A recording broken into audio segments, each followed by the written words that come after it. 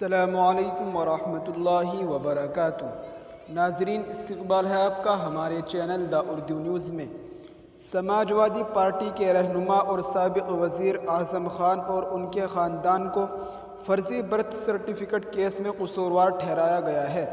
اعظم خان کے ساتھ ان کے بیٹے آج عبداللہ اور اہلیہ ڈاکٹر تنظیم فاطمہ کو قصوروار پایا گیا ہے۔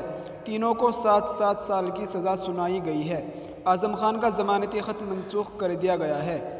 B J P leader Akash Saxena نے اعظم خان کے خلاف مقدمہ درج کرایا تھا۔ عدالت کی جانب سے سزا کے اعلان کے بعد تینوں کو عدالت سے براہ راست جیل بھیجا جا رہا ہے۔ رامپور کی خصوصی M P M L A عدالت نے اعظم خان، ان کے بیٹے اور ان کی بیوی کو قصوروار ٹھہرایا ہے اور ہر ایک کو 7 سال قید کی سزا سنائی ہے۔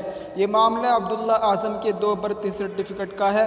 عبداللہ اعظم پر پہلے برتھ سرٹیفکیٹ کی بنیاد پر پاسپورٹ لے کر بیرون ملک جانے کا الزام ہے۔ سرکاری کام کے لیے ایک اور برتھ سرٹیفکیٹ استعمال کرنے کا الزام ہے۔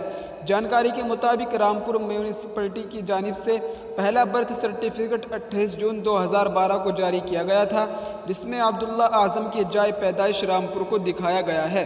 جنوری 2015 میں جاری کردہ دوسرے برتھ سرٹیفکیٹ میں ان کی جائے پیدائش لکھنؤ دکھایا گیا ہے۔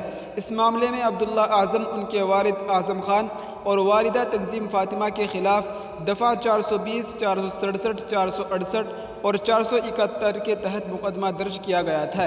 جی ہاں ناظرین، یہ اس وقت کی بہت اہم خبر تھی جس کو ہم نے آپ کے ساتھ شیئر کیا ہے۔ ہماری آپ سے گزارش ہے کہ ہماری اس ویڈیو کو زیادہ سے زیادہ شیئر کریں۔ السلام علیکم ورحمۃ اللہ وبرکاتہ۔